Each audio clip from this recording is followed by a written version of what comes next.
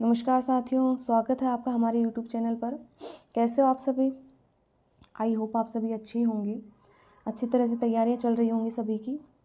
तो कई दोस्तों की डिमांड थी कि भाई ma'am economic survey chapter wise, तो हम जो है अब इकोनॉमिक सर्वे चैप्टर वाइज ही पढ़ेंगे।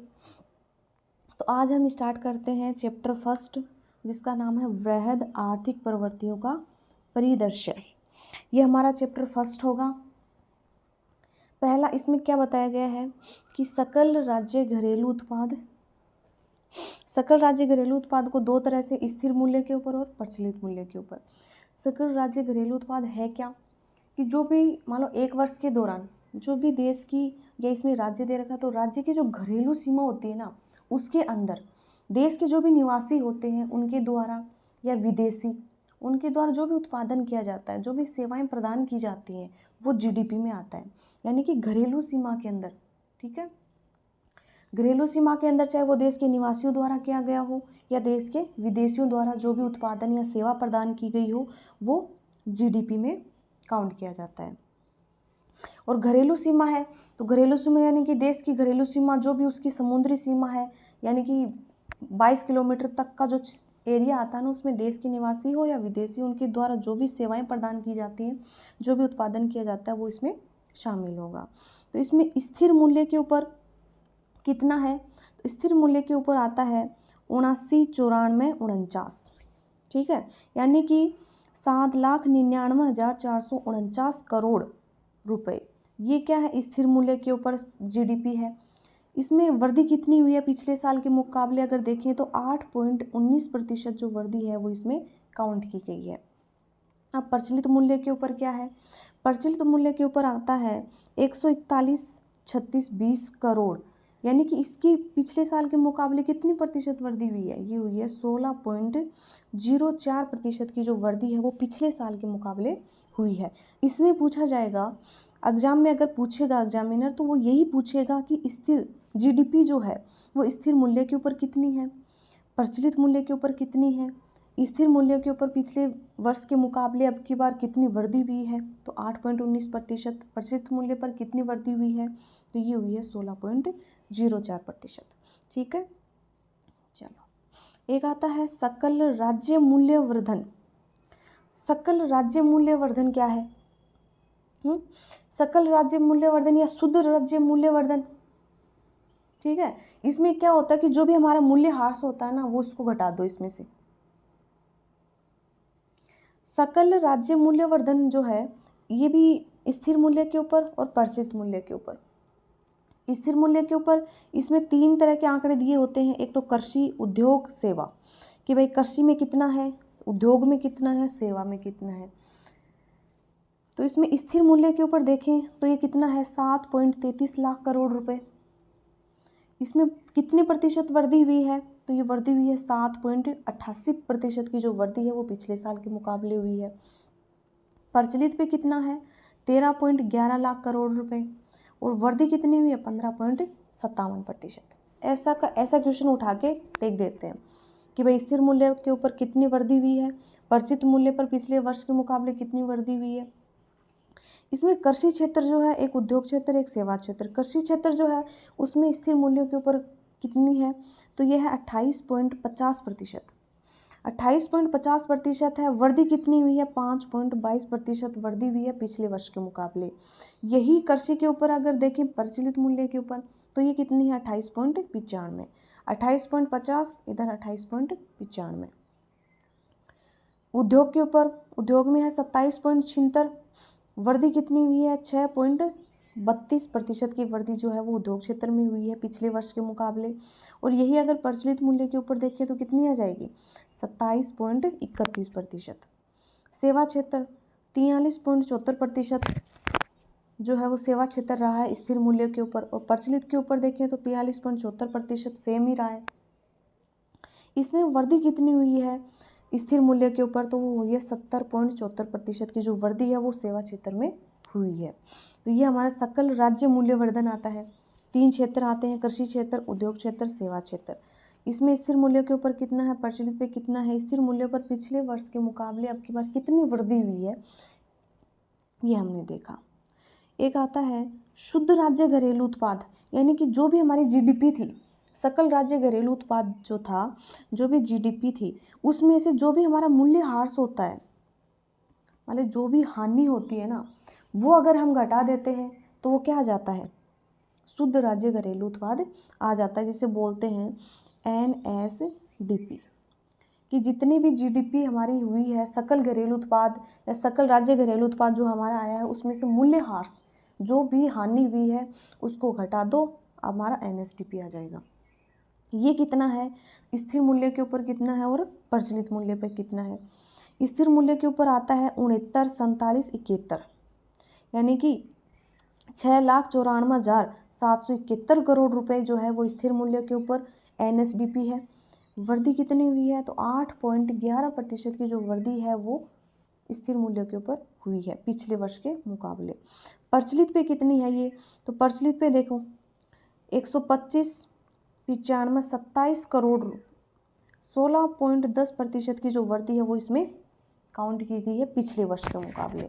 तो शुद्ध राज्य घरेलू उत्पाद है, एनएसडीपी स्थिर मूल्य के ऊपर कितनी है, परिचित मूल्य के ऊपर कितनी है। ऐसे ही क्वेश्चन आएगा, सेम टू सेम लाइन रख देगा कि शुद्ध राज्य घरेलू उत्पाद जो है एनएसडीपी परिचित मूल्य पर कितनी है। ठीक है, तो बता दोगे परिचित मूल्य पर कितनी है। हो गया क्लियर। ये याद रखना पिछले वर्ष के मुकाबले अब की बार कितनी वृद्धि हुई है, तो स्थिर मूल्य के ऊपर 8.11% की वृद्धि हुई है, और प्रचलित मूल्य के ऊपर देखें तो ये हुई है 16.10% की वृद्धि। एक आता है प्रति व्यक्ति आय, कि प्रति व्यक्ति आय जो है ये कितनी है, कितनी काउंट की गई है अब की बार। तो स्थिर मूल्य के ऊपर देखें प्रति व्यक्ति आय, तो ये प्रति व्यक्ति आय लोगों को कितना चाहिए, तो स्थिर मूल्य के ऊपर तो चाहिए, यानी कि 86,134। इसमें वृद्धि कितनी हुई है, 6.94% की वृद्धि। स्थिर मूल्य के ऊपर इतनी है, और प्रचलित के ऊपर कितनी है, 156,149, यानी कि 1,56,149 रुपये। ये जो है प्रचलित मूल्य के ऊपर काउंट की गई है प्रति व्यक्ति आय, पर कैपिटा इनकम। इसमें क्या है कि 14.85% की वृद्धि, 14.85% की वृद्धि। प्रति व्यक्ति आय होती क्या है वैसे, कि जो भी राष्ट्रीय आय आती है हमारी, या हमारी जो भी राज्य की आय है राष्ट्रीय आय, उसमें कुल जनसंख्या का भाग दे देते हैं। जैसे हमारे घर में कोई कमाने वाले हैं, जैसे हमारे पिताजी हैं, पिताजी की कुल आय देख ले, तो पिताजी की कुल आय है 1,00,000 रुपये। ठीक है, पिताजी की कुल आय कितनी है, 1,00,000 रुपये। हमें क्या निकालनी है, प्रति व्यक्ति आय, कि घर में कितने सदस्य हैं उसके हिसाब से प्रति व्यक्ति आय निकालेंगे। तो ये तो हो गई पिताजी की कुल आय, यानी कि हम इसे देखें तो राष्ट्रीय आय मान लो। इसमें हम कुल जनसंख्या, यानी कि घर में कितने सदस्य हैं, 5, ये प्रति व्यक्ति आय निकालो, यानी कि प्रत्येक व्यक्ति की प्रति व्यक्ति आय क्या हो गई, क्या निकल कर आई, 20,000 रुपये। ठीक है, ये होती है प्रति व्यक्ति आय, यानी कि राष्ट्रीय आय जो है उसमें कुल जनसंख्या का भाग देने पर। तो हो गया क्लियर, प्रति व्यक्ति आय स्थिर मूल्य पर कितनी है और प्रचलित मूल्य पर कितनी है। फिर आता है थोक मूल्य सूचकांक, WPI। इसका आधार वर्ष क्या है, आधार वर्ष आता है 1999, 2000। जारी जो है ये मासिक आधार पर होता है WPI। इसमें क्या है कि 154 वस्तुएं शामिल की गई हैं। 154 वस्तुओं में भी प्राथमिक, विनिर्मित और ईंधन, शक्ति, प्रकाश व उपस्नेहक जो इसमें शामिल किए गए हैं। 154 में से प्राथमिक की जो है इसको 75 दी गई हैं, विनिर्मित जो उत्पाद हैं उनको 69 वस्तुएं दी गई हैं, ईंधन, शक्ति, प्रकाश व उपस्नेहक जो है इसको 10 वस्तुएं दी गई हैं। तो प्राथमिक जो वस्तुएं हैं 75, ये पूरा अगर देखें तो उसका 33% आ गया, विनिर्मित देखें तो 49%, और ईंधन शक्ति देखें तो ये 10% आ गया। ठीक है, तो 154 वस्तुएं शामिल हैं। और राज्य का सामान्य WPI अगर देखें तो ये कितना है, ये 12 अंकन था ऊपर वाला। राज्य का सामान्य WPI जो है वो आता है 385.45, 385.45 जो है ये हमारे राज्य का सामान्य WPI है। और 2021 में ये कितना था, ये 2021 में देखें तो 363.23 था, अब कितना हो गया 385.45। अब ये देखें कि इसमें कि पिछले वर्ष के मुकाबले वृद्धि कितनी हुई है, तो ये हुई है 6.12% की वृद्धि जो है ये पिछले वर्ष के मुकाबले हुई है। ये जो है ये काउंट की गई है नवंबर 2022 तक की। इसमें जो प्राथमिक वस्तु समूह जो था इसका जो सूचकांक देखें वो कितना है, जो प्राथमिक वस्तु समूह जो है इसमें आती है 415.73। कितना है 415.73। विनिर्मित उत्पादों का कितना है 302.49। इसमें पिछले वर्ष के मुकाबले कितनी वृद्धि हुई है, तो ये हुई है 5.90% की। ईंधन शक्ति प्रकाश व स्नेहक देखें तो 576.77 है, उसमें वृद्धि कितनी हुई है 1.20% वृद्धि हुई है पिछले वर्ष के मुकाबले। तो ये इनमें वृद्धि हुई है और ये इनका आता है कि इनको कितना बैठता है ये। तो प्राथमिक वस्तु समूह का सूचकांक है 415.73, विनिर्मित का आता है 302.49 और इसका आता है 576.77 और इसमें इतनी वृद्धि हुई है। तो ये क्या है, ये आता है थोक मूल्य सूचकांक। नेक्स्ट आता है उपभोक्ता मूल्य सूचकांक। उपभोक्ता यानी कि उपभोक्ताओं के आधार पर जो भी मूल्य निर्धारित किया गया है वो आता है उपभोक्ता मूल्य सूचकांक CPI। ये भी मासिक आधार पर ही जारी होता है और CPI जो है ये भी 4 प्रकार से ही जारी होता है भाई। कैसे, जैसे औद्योगिक श्रमिकों के लिए ये चीज़ें जो हैं ये बहुत इंपॉर्टेंट है, ये देख लेना। औद्योगिक श्रमिकों के लिए जो है ये किस आधार पर जारी होता है, इसका आधार वर्ष आता है 2016। जारी कौन करता है औद्योगिक श्रमिकों के लिए CPI ये जारी करता है श्रम ब्यूरो शिमला। कृषि श्रमिकों के लिए भी श्रम ब्यूरो शिमला ही करता है और ग्रामीण श्रमिकों, औद्योगिक श्रमिक, कृषि श्रमिक और ग्रामीण श्रमिक, इन तीनों के लिए जो जारी करता है वो श्रम ब्यूरो शिमला ही करता है।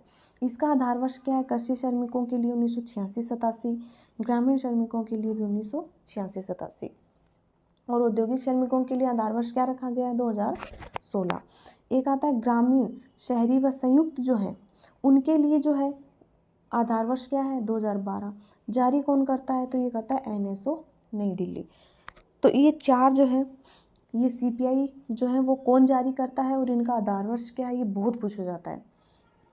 और इसमें अगर ये देखें कि उपभोक्ता मूल्य जो है इसमें सामान्य सूचकांक में गत वर्ष की तुलना में जो है ये औद्योगिक श्रमिक जो है ना इसमें 3 जिले आते हैं, अलवर, भीलवाड़ा और जयपुर।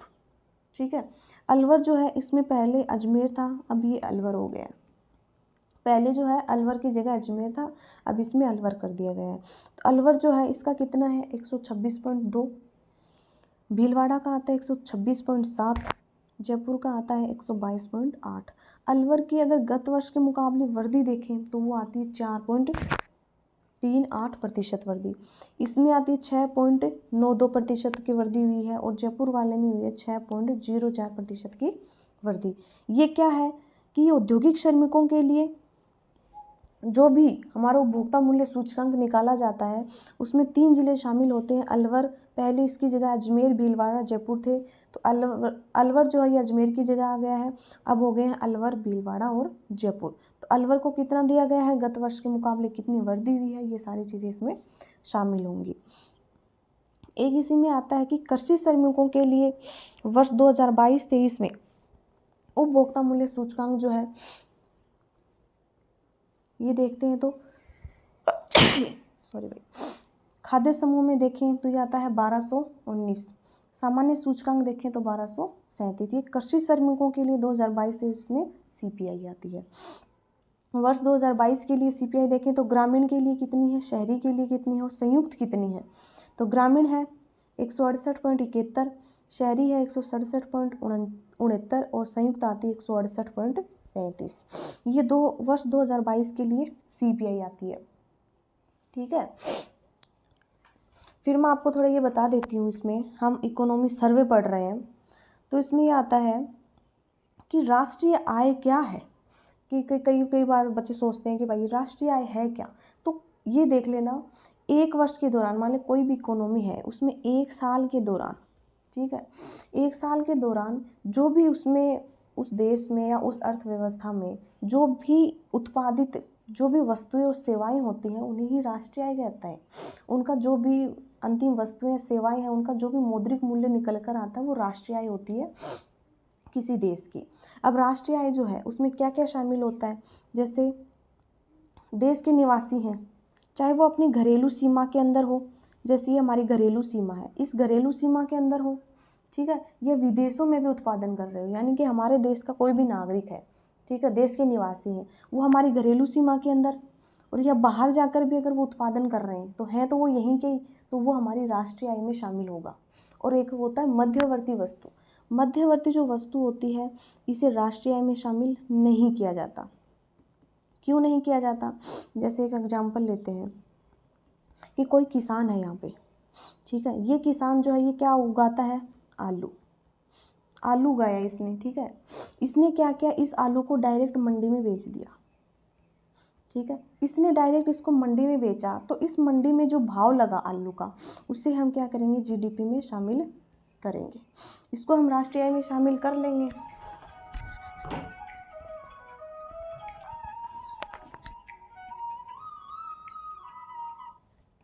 इसको राष्ट्रीय आय में शामिल कर लेंगे। उसके अलावा लेकिन यही आलू जो है इसको चिप्स बनाने वाली फैक्ट्री को बेच दिया, यहाँ पर इस फैक्ट्री में बेच दिया, तो इस फैक्ट्री में बेचने के बाद ये देखो आप,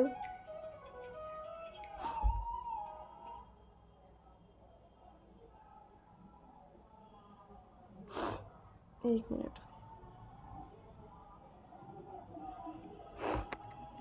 इस आलू को किसान ने क्या किया? चिप्स बनाने वाली जो भी फैक्ट्री आती है उसको बेच दिया। अब फैक्ट्री में बेचने के बाद फैक्ट्री वाले चिप्स बनाएंगे, उसकी वो चिप्स बनाकर उसको बेचेंगे, तो जो यहाँ पे चिप्स बनती है इसको शामिल किया जाएगा इसमें। लेकिन ये जो मध्यवर्ती वस्तु आती है कि आलू को डायरेक्ट चिप्स बनाने वाली फैक्ट्री में बेच दिया, तो ये मध्यवर्ती जो वस्तु आती है यहाँ पे जो फैक्ट्री को दिया है, जो भी भाव लगा है वो हम राष्ट्रीय आय में शामिल नहीं करेंगे, क्योंकि आलू का दो मूल्य हो गए फिर, और दो मूल्य तो काउंट ही नहीं किए जाते, ठीक है, तो मध्यवर्ती वस्तु को शामिल नहीं किया जाएगा। फिर देखते हैं कि राष्ट्रीय आय जो है, राष्ट्रीय आय की गणना कौन करता है? तो राष्ट्रीय आय जो होती है, राष्ट्रीय आय की गणना की जाती है सीएसओ के द्वारा, केंद्रीय सांख्यिकी संगठन, केंद्रीय सांख्यिकी संगठन, केंद्रीय सांख्यिकी संगठन के द्वारा राष्ट्रीय आय की गणना की जाती है। और इसकी स्थापना कब होती है? ये 1951 में इसकी स्थापना होती है। और जो भी भारत में राष्ट्रीय आय के जो आंकड़े होते हैं वो वित्तीय वर्ष कौन सा लिया जाता है? वित्तीय वर्ष आता है 1 अप्रैल से 31 मार्च तक, ये इसमें वित्तीय वर्ष लिया जाता है, ठीक है। तो अर्थव्यवस्था के 3 क्षेत्र होते हैं, वो प्राथमिक आता है, द्वितीयक और तृतीयक। प्राथमिक में वही आता है, कच्चा माल को शामिल किया जाता है, जैसे कृषि है, पशुपालन है, खनन है। और द्वितीय में आता है जो भी प्राथमिक वस्तुएं होती हैं, ये होता प्राथमिक क्षेत्र, ये होता द्वितीयक क्षेत्र, और ये हो गया तृतीयक क्षेत्र, ठीक है। इसमें कच्चा माल शामिल किया जाएगा, कच्चा माल। और द्वितीयक में क्या है कि जो भी ये अपने कच्चे माल का प्रयोग करते हैं, कच्चे माल का प्रयोग करते हैं, जैसे फैक्ट्री में ले आए, लोहा इस्पात उद्योग है, वस्त्र उद्योग है, तो कच्चे माल को ही तो प्रयोग में ले रहे हैं ये अपने। तो प्राथमिक वस्तुओं के उत्पादों को अपनी गतिविधियों में काम लेते हैं, वो द्वितीय क्षेत्र हो गया। और इन गतिविधियों से जो भी सेवा प्रदान की जाती है, जैसे कोई भी यातायात है, बीमा है, स्वास्थ्य है, शिक्षा, तो ये जो है ये क्या है? तृतीय क्षेत्र आता है, इसे बोलते हैं सेवा क्षेत्र, ठीक है। तो ये आलू मान लो यहाँ पे कच्चा माल है, ठीक है, कच्चा माल है, फिर यहाँ गया, वही कहानी हो गई कि किसान ने आलू उगाया, फैक्ट्री को दिया, ठीक है, और फिर यहाँ फैक्ट्री ने जो भी चिप्स के पैकेट बनाए, तो वो सेवा सर्व ही तो किया है सभी को, तो वो जो सेवा है वो सेवा आता है तृतीय क्षेत्र में, और ये जो फैक्ट्री आती है द्वितीय क्षेत्र में। तो इसी में ये सारणी भी देखो भाई कि इसमें ये बताया गया है कि ये दशक की जनसंख्या वृद्धि जो है वो क्या रही, साक्षरता कितनी रही, ये सारी चीज़ें सारणी में दी गई है। जैसे भौगोलिक क्षेत्र देखते हैं, वर्ष 2011 का आधार है, राजस्थान की कितनी रही है भौगोलिक क्षेत्र, अगर ये देखें कितना क्षेत्रफल रहा है तो 3.42 है, भारत का आ गया 32.87। जनसंख्या देखें तो राजस्थान की कितनी है 6.85 करोड़, और भारत की आ गई 121.09, यानी कि राजस्थान और भारत का कंपेरिजन बता रखा है। दशकीय जनसंख्या वृद्धि दर देखें तो दशकीय वृद्धि दर आती है, राजस्थान की कितनी है 21.3, और भारत की आती है 17.7। 7। राजस्थान की कितनी है 21.3। घनत्व देखो, राजस्थान का आ गया 200 जनसंख्या प्रति वर्ग किलोमीटर में, भारत का आ गया 382। अगर कुल जनसंख्या देखें कि शहरी जनसंख्या प्रतिशत देखें तो वो राजस्थान में कितना है 24.9, भारत में कितना है 31.2। अनुसूचित जाति की जनसंख्या देखें तो राजस्थान में कितनी है 17.8% और भारत में कितनी है 16.6, यानी कि राजस्थान में ज़्यादा है। एक आता है अनुसूचित जनजाति की जनसंख्या। अनुसूचित जनजाति में 13.5 राजस्थान में आती है, 8.6 जो आती है भारत में आती है। 13.5 यानी कि राजस्थान में SC/ST का ज़्यादा ही अनुपात अपने राजस्थान में मिलता है। फिर लिंगानुपात, लिंगानुपात जो है वो राजस्थान का कितना है 928 और भारत का कितना है 943। बाल लिंगानुपात 0 से 6 आयु वर्ग में तो राजस्थान का आता है 888 और अब भारत का क्या हो गया 919। साक्षरता राजस्थान की कितनी है 66.1 और भारत की कितनी है साक्षरता 73, तो 73% होगी भारत की और राजस्थान की होगी 66.1%।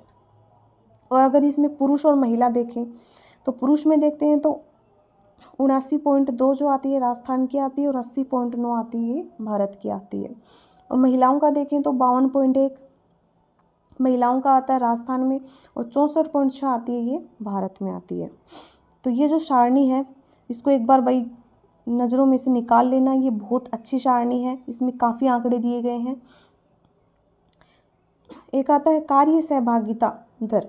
कार्य सहभागिता दर देखें तो राजस्थान की आती है 43.6, भारत की हो गई 39.8। अशोधित जन्म दर, तो अशोधित जन्म दर क्या है 23.5 और भारत की होगी 19.5। एक अशोधित मृत्यु दर, तो मृत्यु दर राजस्थान की कितनी हो गई 5.6 और भारत की क्या होगी 6.0। शिशु मृत्यु दर क्या है, तो शिशु मृत्यु दर आती है 32 आती है राजस्थान की और भारत की होगी 28। मातृ मृत्यु दर का अनुपात क्या है, तो राजस्थान का तो आता है 113 और भारत का आता है 97। अब जन्म के समय जीवन प्रत्याशा देखते हैं तो जन्म के जिस समय जीवन प्रत्याशा जो आती है इसमें राजस्थान आता है 69.4 और भारत आता है 70।